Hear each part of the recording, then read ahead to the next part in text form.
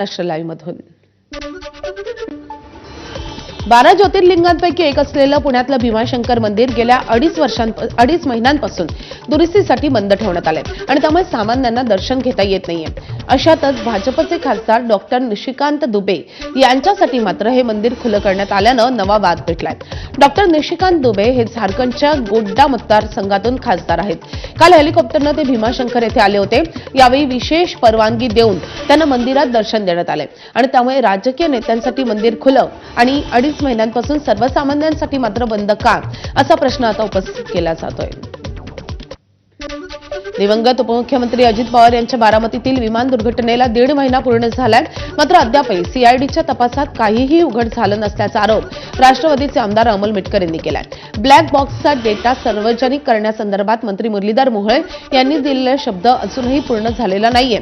या सर्व गोष्टी बाजूला ठेवा आणि अजित पवार यांचा मुंबई विमानतळावरचा शेवटचा सीसीटीव्ही फुटेज तरी द्या, अशी मागणी अमोल मिटकर यांनी केली आहे।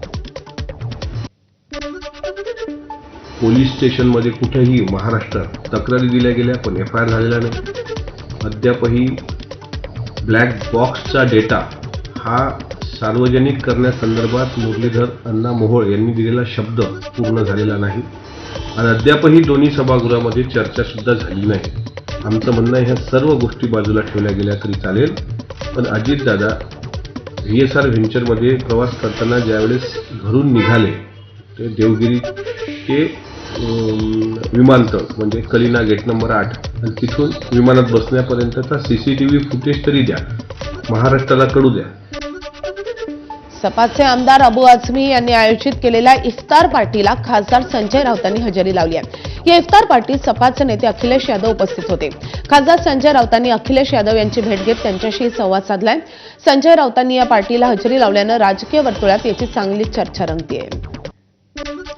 पुणे जिल्ह्यातील पुरंदर तालुक्यात मारहाणीची धक्कादायक घटना समोर आली आहे। कोंढवा येथील 10 ते 15 जण इफ्तार पार्टीसाठी ऑस्करवाडी गावात गेले असताना त्यांना मारहाण करण्यात आल्याची तक्रार सासवड पोलीस ठाण्यात दाखल झाली आहे। या घटनेत 4 जण जखमी झाल्याची प्राथमिक माहिती आहे। जखमींच्या जबाबावरून पोलिसांनी अज्ञात 100 ते 150 जणांच्या विरोधात गुन्हा दाखल केलाय। दरम्यान काही संशयितांना ताब्यात घेऊन पोलिसांकडून चौकशी सुरू असून सासवड पोलीस या प्रकरणाचा अधिकचा तपास करत आहेत। मुंबईच्या मालाड रेल्वे स्थानक परिसरात नमाज पठण करतानाचा व्हिडिओ सोशल मीडियावर व्हायरल झाला होता। या पार्श्वभूमीवर भाजपचे नेते किरीट सोमय्या यांनी रेल्वे स्थानकाची पाहणी केली आहे। रमजान महिन्यात काही मुस्लिम बांधवांकडून स्थानकाच्या आवारात मंडप उभारून नमाज पठण केल्याची माहिती मिळाल्यानंतर सोमय्या यांनी पाहणी केली आहे। तसंच सार्वजनिक ठिकाणी अशा प्रकारचे मंडप उभारले जाणार नाहीत आणि यावर पोलिसांनी लक्ष ठेवावे, अशा सूचना सोमय्या यांनी संबंधित अधिकाऱ्यांना दिल्या आहेत। मुंबईच्या मिठी नदीत जगातला सर्वात मोठा नैसर्गिक वायूचा साठा सापडल्याच्या वावड्या उठवल्या जात आहेत। 25 वर्ष मुंबई महापालिकेच्या सत्तेवर बसलेल्या पेंग्विन सेनेनं मुंबईच्या नद्यांना उघडी गटारं करून सोडलंय। हा तर त्यांच्या अकार्यक्षमतेचा आणि वसुलीचा विळखा असल्याचं म्हणत महापौर रितू तावडेंनी ठाकरेंच्या शिवसेनेवर हल्लाबोल केलाय। राष्ट्रवादीचे नेते हसन मुश्रीफ यांना कोल्हापुरात मोठा धक्का बसलाय।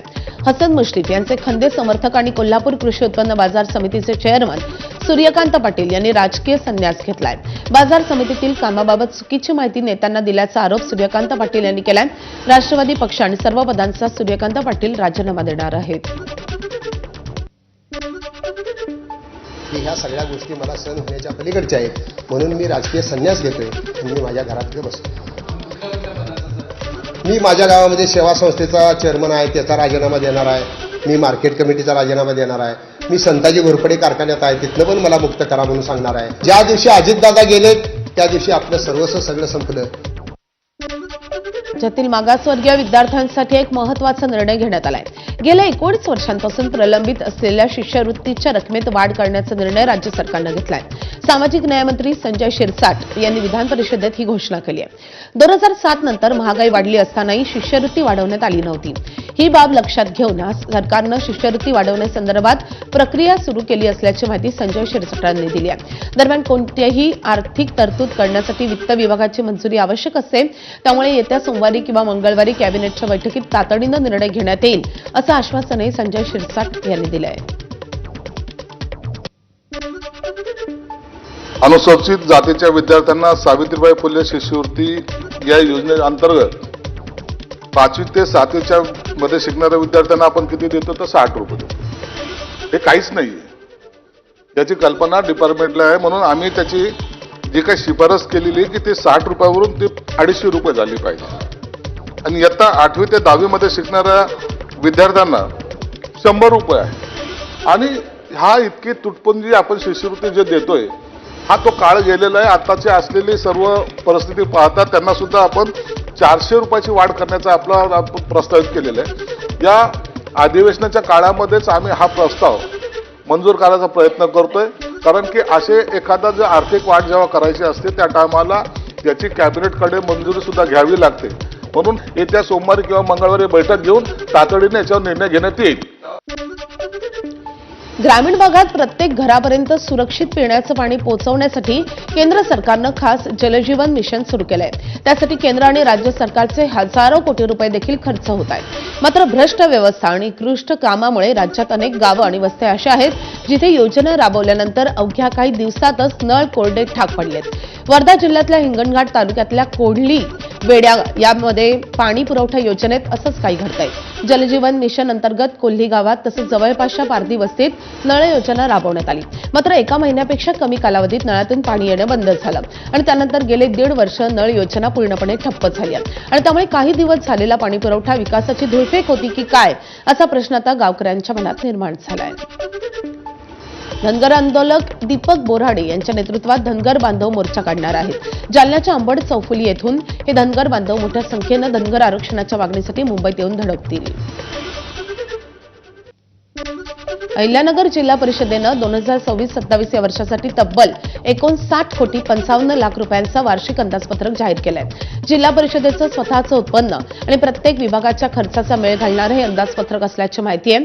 तसंच प्रत्येक विभागाला पुरेल असा निधी देण्याचा प्रयत्न या अंदाजपत्रकाद्वारे सादर करण्यात आलाय. या वर्षाअखेरपर्यंत जिल्हा परिषदेच्या निवडणुका होण्याचा अंदाज आहे आणि त्यामुळे या अंदाजपत्रकात आणखी काही बदलही होण्याची शक्यता आहे. 31,481 अंदाजपत्रक यावर्षी आपण सादर केलेलं आहे आणि सालाबादप्रमाणे याही वर्षी आपण शिल्केदार अंदाजपत्रक सादर केलेलं आहे. जी काही आपले उत्पन्नाचे स्रोत आहेत, स्थानिक उपकर असेल, वाढीव उपकर असेल, मुद्रांक शुल्क असेल, सापेक्ष अनुदान असेल किंवा आपल्याला बांधकाम विभाग, आरोग्य विभागाकडून मिळणाऱ्या रक्कम असतील, असं एकंदरीत एकूण जवळजवळ 59 कोटीचा आपण अंदाजपत्रक केलेला आहे. बदलापुरातील स्त्री बीच तस्करी प्रकरणात पोलिसांच्या तपासाला वेग आलाय. या प्रकरणात आतापर्यंत 7 जणांना अटक झाली आहे. बारामतीमधल्या चैतन्य टेस्ट ट्यूब बेबी सेंटरमध्ये महिलांना पाठवलं जात असल्याची धक्कादायक माहिती अटक केलेल्या एजंट महिलांच्या चौकशीत समोर आली आहे. राज्य महिला आयोगाच्या अध्यक्ष रुपाली चाकणकर यांनी स्वतः या संदर्भातली माहिती दिली आहे. दरम्यान या प्रकरणात चैतन्य टेस्ट ट्यूब बेबी सेंटरचे कागदपत्र तपासण्यासाठी बदलापूर पोलिसांनी संबंधित डॉक्टरांना बोलावलं असल्याची माहिती उल्हासनगर पोलीस उपायुक्त सचिन गोरे यांनी दिली आहे. प्रसिद्ध रॅपर बादशाहचं हरियाणवी गाणं टेटरी हे रिलीज झाल्यानंतर वाद निर्माण झाला असून या वादात आता लॉरेन्स बिश्नोई गँगने उडी घेतली आहे. सोशल मीडियावरच्या पोस्टद्वारे बिश्नोई गँगनं पानिपतमधील असांद रोडवरच्या वेस्टर्न युनियन कार्यालयात 14 मार्चला झालेल्या गोळीबाराची जबाबदारी स्वीकारली आहे. तसंच गायक बादशाह हरियाणाची प्रतिमा खराब करत असल्याचा आरोप करत त्याला जीवे मारण्याची धमकी देण्यात आली आहे. यापुढे असं केल्यास थेट डोक्यात गोळी घालू असा इशारा बादशाहला देण्यात आला आहे. बीड तालुक्यातील एका गावात विवाहित महिलेवर अत्याचार झाल्याची घटना समोर आली आहे. घरात झोपलेल्या पीडित विवाहितेला आरोपीनं आधी गावाबाहेर नेलं. तिथे त्यानं तिच्यावर अत्याचार केले. त्यानंतर तिला गावाच्या चावडीवर खांबाला बांधून ठेवलंय. आज सकाळी उजेडल्यानंतर हा प्रकार समोर आलाय आणि त्यानंतर गावकऱ्यांनी पीडितेची सुटका केली आहे. या प्रकरणात पिंपळनेर पोलीस ठाण्यात गुन्हा दाखल करण्यात आला असून पोलिसांनी तातडीनं कारवाई करत आरोपी वैभव पटेकर याला अटक केली आहे. आरोपीला न्यायालयानं 17 मार्चपर्यंत पोलीस कोठडीत सुनावली आहे. दरम्यान या प्रकरणात पिंपळनेर पोलिसांसह पिंक पथकाकडून तपास सुरू आहे. मात्र या घटनेनंतर परिसरात एकच खळबळ निर्माण झाली आहे. मुंबईच्या टिळक नगर चेंबूरमध्ये अल्पवयीन मुलीवर सामूहिक अत्याचार झाल्याची घटना समोर आली आहे. कामानिमित्त अल्पवयीन टिळक नगर पोलीस ठाण्याच्या हद्दीत बोलावून घेत सुडपात नेऊन आपल्यावर सामूहिक अत्याचार केल्याचा आरोप या तरुणीनं केलाय. या प्रकरणी आफताब आणि अनीस या 2 आरोपींना पोलिसांनी अटक केली आहे. ठाण्यातील पश्चिम भागात भारत गॅसच्या एजन्सीमध्ये ग्राहक आणि महिला कर्मचाऱ्यांमध्ये वाद झाल्याचा प्रकार समोर आलाय. आनंदनगर परिसरातील एक ग्राहक गॅसचं बुकिंग होत नसल्यानं भारत गॅसच्या साई शुभम या एजन्सीमध्ये गेले होते. यावेळी तेथील महिला कर्मचाऱ्यांना मराठीतून बोलणार नाही, हिंमत असेल तर सरकारला जाऊन सांगा अशा भाषेत ग्राहकाशी हुज्जत घातली. या घटनेचा व्हिडिओ सध्या सोशल मीडियावर चांगलाच व्हायरल होतोय. हिंदी मध्येच बोल ना. काय बोलता? जळगावच्या शनीपेठ पोलीस ठाण्यात तक्रार देण्यासाठी आलेल्या भाजपच्या माजी नगरसेवकासह त्यांच्यासोबतच्या 2 जणांना मारहाण झाली आहे. वाल्मिक नगरमध्ये भाजपचे माजी नगरसेवक कैलास सोनवणे यांच्या कार्यकर्त्यांचा एका गटासोबत वाद झाला होता. वादानंतर भाजपचे माजी नगरसेवक कैलास सोनवणे हे काही जणांसोबत तक्रार देण्यासाठी शनीपेठ पोलीस ठाण्यात दाखल झाले. याच दरम्यान दुसरा गटही पोलीस ठाण्यात आला. त्यांनी कैलास सोनवणे यांना मारहाण सुरू केली. पोलिसांनी मध्यस्थी करून हा वाद मिटवलाय. आता शनीपेठ पोलीस ठाण्याबाहेर बंदोबस्त वाढवण्यात आलाय. दरम्यान 2 गटात टेंडर मिळवण्याच्या कारणावरून हा वाद झाला होता. त्याचं रूपांतर नंतर हाणामारीत झालं असं पोलिसांनी सांगितलंय. या प्रकरणात गुन्हा दाखल करण्याची प्रक्रिया सुरू आहे. बुलढाण्याच्या खामगाव तालुक्यामध्ये 20 फेब्रुवारीला रात्री एका अज्ञातानं छत्रपती शिवाजी महाराजांचा पुतळा बसवला होता. त्यानंतर रामनगर गावात मोठा तणावही निर्माण झाला होता. मात्र पोलिसांनी दोन्ही गटांची समजूत काढून पुतळा काढला आणि संपूर्ण परिसर हा प्रतिबंधित क्षेत्र म्हणून घोषित केला. या परिसराला जाळी लावण्यात आली होती. मात्र काल दुपारच्या सुमारास काही जण या प्रतिबंधित क्षेत्रात शिरलं आणि महापुरुषांचे फोटो लावत त्याची पूजा केली आणि त्यामुळे दुसऱ्या गटातील नागरिक आणि स्थानिक संतप्त झालेत. प्रतिबंधित क्षेत्रात प्रवेश करणाऱ्यांवर कारवाई करावी अशी मागणी करत ग्रामस्थांनी पोलीस ठाण्याबाहेर ठिय्या आंदोलन केले आणि त्यामुळे खामगाव ग्रामीण पोलीस स्थानकात काही काळ तणाव निर्माण झाला होता. बीडच्या अंबाजोगाई मधल्या ममदापूर शिवारात 60 वर्षीय वृद्धेचा जळालेला मृतदेह आढळल्यामुळे खळबळ निर्माण झाली. उसाच्या शेतात लागलेल्या आगीत वृद्धाचा मृत्यू झाल्याची प्राथमिक माहिती आहे. तर आजाराला कंटाळून विश्वनाथ पांचाळ यांनी आत्महत्या केल्याचा अंदाज पोलिसांनी वर्तवलाय. दरम्यान घटनेची माहिती मिळताच अंबाजोगाई ग्रामीण पोलिसांनी घटनास्थळी धाव घेत पंचनामा सुरू केला असून मृतदेह शवविच्छेदनासाठी पाठवण्यात आलाय. या घटनेचा अधिकचा तपास अंबाजोगाई ग्रामीण पोलीस करतायत. पुणेकरांचं गाडी चालवताना लक्ष विचलित करून मोबाईल आणि दागिने चोरी करणाऱ्या टकटक गँगचा पर्दाफाश झालाय. या टोळीतल्या 2 जणांना पोलिसांनी अटक केली आहे. ओमप्रकाश कोहली आणि अफजल अब्बासी असे आरोपींची नाव आहेत. दोघेही मेरठमधील रहिवासी असल्याची माहिती आहे. फरासखान आणि विमाननगर भागात ही टोळी सक्रिय होती. रायगडच्या कर्जतमध्ये एका वृद्धाला बुरट्या चोरट्यांनी 12 लाखांचा गंडा घातलाय. फेसबुकवर मैत्री करत या चोरट्यांनी वृद्धाला कर्जतमध्ये बोलावून त्याचं अपहरण केलं. त्यानंतर क्विक लोनच्या सहाय्यानं 12 लाख रुपयांनी त्याला लुटलेलं आहे. या प्रकरणी वृद्ध व्यक्तीनं दिलेल्या तक्रारीनंतर पोलिसांनी सुशील जाधव आणि आदिती ढोके या 2 बुरट्या चोरांना अटक केली आहे. तर उर्वरित एक आरोपी अजूनही फरार आहे. धुळे शहरामधल्या 100 फुटी रोड परिसरात मिस फायरिंगची घटना घडली आहे. एका घटनेत एका 50 वर्षीय महिला जखमी झाल्याची माहिती आहे. ज्या ठिकाणी ही घटना घडली त्याच परिसरात फायरिंग लाईनमध्ये एक गन लायसन्सचं दुकान आणि घर आहे. पोलिसांना मिळालेल्या माहितीनुसार आरोपी जुबेर मेहमूद पठाण हा गन साफ करत असताना ही मिसफायर झाल्याची माहिती आहे. या प्रकरणी संबंधित दुकान सील करण्यात आलं असून सदर व्यक्तीचं गन लायसन्स हे कॅन्सल करण्याचा प्रस्ताव देखील जिल्हाधिकाऱ्यांकडे पाठवण्यात आला आहे. रत्नागिरीच्या लोटे एमआयडीसीमध्ये थर्स ऑर्गॅनिक कंपनीत स्फोट झालाय. घटनेत एक कामगार जखमी झाल्याची माहिती आहे. केमिकल ड्रमच्या स्फोटामुळे परिसरात मोठी खळबळ उडाली आहे. लोटे एमआयडीसीमध्ये एका आठवड्यात ही दुसरी आगीची घटना असून स्थानिकांमध्ये भीतीचं वातावरण पसरलंय. आठवडाभरापूर्वी खान कंपनीत झालेल्या स्फोटात 11 कामगार जखमी झाले होते आणि त्यामुळे कामगार सुरक्षेबाबतही चिंता व्यक्त होतीये. वाशिमच्या मालेगाव पंचायत समितीचा भोंगळ कारभार चव्हाट्यावर आलाय. मालेगावातील एका लाभार्थी महिलेच्या घरकुलाचे 2 हप्ते रिसोड गावातील महिलेच्या खात्यावर जमा झालेत. त्या महिलेच्या खात्यात तब्बल 85,000 रुपये जमा झाल्यानं पंचायत समिती प्रशासनाची मोठी अडचण झाली आहे. हा प्रकार लक्षात येताच पंचायत समितीनं संबंधित महिलेला पत्र देत जमा झालेले पैसे परत करण्याची मागणी केली आहे. दरम्यान पंचायत समितीचं हे पत्र सध्या सोशल मीडियावर व्हायरल होत असून प्रशासनाच्या गलथान कारभारावर सवाल उपस्थित होत आहेत. भंडारा जिल्हा सामान्य रुग्णालयातील प्रशिक्षणार्थी तरुणीकडून रुग्णालयात साफसफाई करून घेतल्याचा धक्कादायक व्हिडिओ 2 दिवसांपूर्वी सोशल मीडियावर व्हायरल झाला होता. या प्रकाराची गंभीर दखल घेत जिल्हा शल्यचिकित्सक डॉ. संदीप गजभिये यांची चौकशी समिती स्थापन केली आहे. चौकशी अहवालात दोषी आढळलेल्या चौघांवर कारवाई करण्यात आली असून तिघांची अन्यत्र बदली करण्यात आली आहे. तर एका महिला कर्मचाऱ्याला कारणे दाखवा नोटीस बजावण्यात आली आहे. परिचारिका विद्यालयाच्या रेखा मेश्राम यांच्यासह 2 चतुर्थ कर्मचाऱ्यांचा यात समावेश आहे. चंद्रपुरात गेल्या 10 दिवसांपासून अन्नत्याग आंदोलन करणारे ज्येष्ठ पर्यावरणवादी कार्यकर्ते बंडू धोत्रे यांचं आंदोलन अखेर मागे घेण्यात आलंय. चंद्रपुरातील लोहार डोंगरी भागातील खाडीला सरकारनं काल स्थगिती दिली होती. मात्र जोपर्यंत राज्य वन्यजीव सल्लागार मंडळानं दिलेली परवानगी रद्द होत नाही तोपर्यंत उपोषण मागे घेणार नाही अशी अट बंडू धोत्रेंनी ठेवली होती. दरम्यान पालकमंत्री अशोक उईकेंनी राज्य वन्यजीव सल्लागार मंडळाची परवानगी पुढील बैठकीत रद्द करण्याचं आश्वासन दिल्यानंतर बंडू धोत्रेंनी हे उपोषण मागे घेतलंय.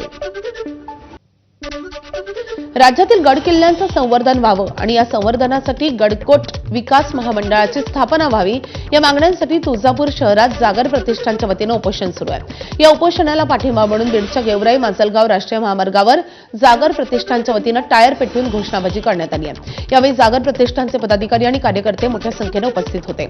दरम्यान आंदोलनामुळे बराच वेळ वाहतूक ठप्प झाली होती. स्थानिक पोलिसांच्या मध्यस्थीनंतर वाहतूक हळूहळू पूर्वपदावर येत असल्याची माहिती आहे. खोपोली येथील मंगेश काळोखे हत्या प्रकरणी शिवसेनेचे आमदार महेंद्र थोरवे यांनी राष्ट्रवादीचे प्रदेशाध्यक्ष सुनील तटकरे यांच्यावर गंभीर असे आरोप केले होते. या प्रकरणी सुनील तटकरे यांनी आमदार थोरवे यांच्या विरोधात माणगाव कोर्टात 64 कोटींचा मानहानीचा दावा दाखल केलाय. त्यावर बोलताना भरत गोगावले यांनी तटकरेंवर निशाणा साधलाय. थोरवे हे वकिलांच्या माध्यमातून तटकरेंच्या दाव्याला उत्तर देतील असं गोगावलेंनी म्हटलंय. बीड जिल्ह्यातील साक्षी कांबळे आत्महत्या प्रकरणाला 1 वर्ष पूर्ण झालंय. छेडछाडीला कंटाळून साक्षीनं आत्महत्या केल्याचा आरोप कुटुंबियांनी केला होता आणि या प्रकरणात संशयित तरुणाला अटकही झाली होती. तसंच उपमुख्यमंत्री एकनाथ शिंदे यांनी कुटुंबियांशी संवाद साधत न्याय देण्याचं आश्वासन दिलं होतं. मात्र वर्ष उलटूनही ठोस कारवाई झाली नसल्याची खंत व्यक्त करत साक्षीच्या आईनं या प्रकरणाचा तपास एसआयटीकडे वर्ग करण्याची मागणी केली आहे. महाराष्ट्र नवनिर्माण विद्यार्थी सेनेच्या 20व्या वर्धापन दिनानिमित्त नव्या सदस्य नोंदणी मोहिमेला सुरुवात झाली आहे. विद्यार्थी सेनेचे नेते अमित ठाकरे यांच्या आदेशानुसार भिवंडी शहराध्यक्ष परेश चौधरी यांच्या नेतृत्वाखाली बीएनएन कॉलेज परिसरात ही मोहीम राबवण्यात आली आहे. या उपक्रमाला विद्यार्थ्यांचा उत्स्फूर्तपणे प्रतिसाद मिळाला असून कार्यक्रमादरम्यान शेकडो विद्यार्थ्यांनी स्वेच्छेनं विद्यार्थी सेनेचं सभासदत्व स्वीकारलंय. युवकांमध्ये संघटनेबद्दल वाढता उत्साह दिसून आल्याचं आयोजकांनी सांगितलंय. राष्ट्रपती द्रौपदी मुर्मूंनी काही दिवसांपूर्वी पश्चिम बंगालचा दौरा केला होता. यावेळी पश्चिम बंगालच्या मुख्यमंत्री ममता बॅनर्जींनी मुर्मूंच्या स्वागताकडे पाठ फिरवली होती. यावरून पुन्हा एकदा पंतप्रधान मोदींनी ममता बॅनर्जींवर हल्लाबोल केलाय. टीएमसीने फक्त राष्ट्रपतींचाच नाही तर आदिवासी महिला आणि संविधानाचा अपमान केल्याचं मोदींनी म्हटलंय.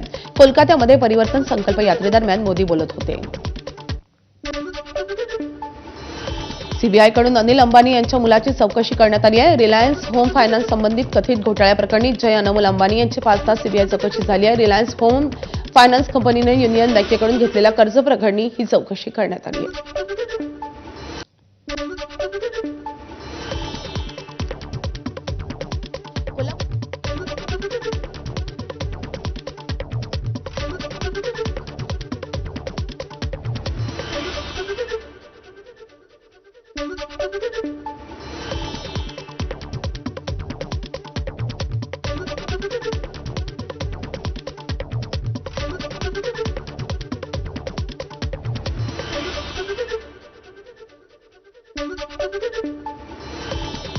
कोल्हापुरात ऐन मार्च महिन्यात पावसानं हजेरी लावली आहे. जिल्ह्यातील करवीर तालुक्यात जोरदार पाऊस झालाय. ढगांच्या गडगडाटासह गारांचा पाऊस झालाय. गारांमुळे अनेक ठिकाणी घरांचं मोठं नुकसान झालंय.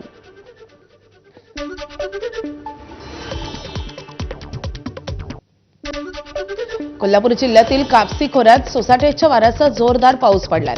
संध्याकाळच्या सुमारास पावसानं धुमाकूळ घातलाय. अनेक ठिकाणी झाडं उन्मळून पडली असून पत्र्याचे शेडही उडून गेले. साताऱ्याच्या जावळी तालुक्यामध्ये अवकाळी पावसानं हजेरी लावली आहे. राण मेघगेमर आणि करंदी आणि दरे परिसरात काल सायंकाळी गारांसह जोरदार पाऊस झालाय. जवळपास 1 तास पडलेल्या या पावसामुळे गहू आणि ज्वारीचं पीक पूर्णपणे जमीनदोस्त झालंय. गव्हाची काढणी सुरू असतानाच आलेल्या या नैसर्गिक आपत्तीमुळे शेतकरी हवालदिल झालाय. आधी शेतीमालाला अपेक्षित भाव न मिळाल्यानं शेतकऱ्यांची आर्थिक परिस्थिती अधिकच गंभीर झाली आहे. भिवंडी तालुक्यातील पडघा जवळच्या भादाणे गावामध्ये वीज वितरण करणाऱ्या टॉरंट पॉवर आणि ग्रामस्थांचा संघर्ष अजूनही सुरूच आहे. गावाच्या परिसरात अनेक कंपन्यांचे टॉवर उभे आहेत आणि त्यामुळे गाव प्रकल्पग्रस्त झाल्याचं ग्रामस्थांचं म्हणणं आहे. त्यावर तोडगा काढण्यासाठी संघर्ष समिती, टॉरंट पॉवर कंपनीचे अधिकारी, स्थानिक आमदार शांताराम मोरे आणि उपविभागीय अधिकारी अमित सानप यांच्यात एक बैठक पार पडली आहे. या बैठकीत ग्रामस्थांना वीज दिली जात नसल्याचा आरोप ग्रामस्थांनी केला आणि त्यामुळे ग्रामस्थांनी मोफत वीज देण्याची मागणी या बैठकीद्वारे केली आहे.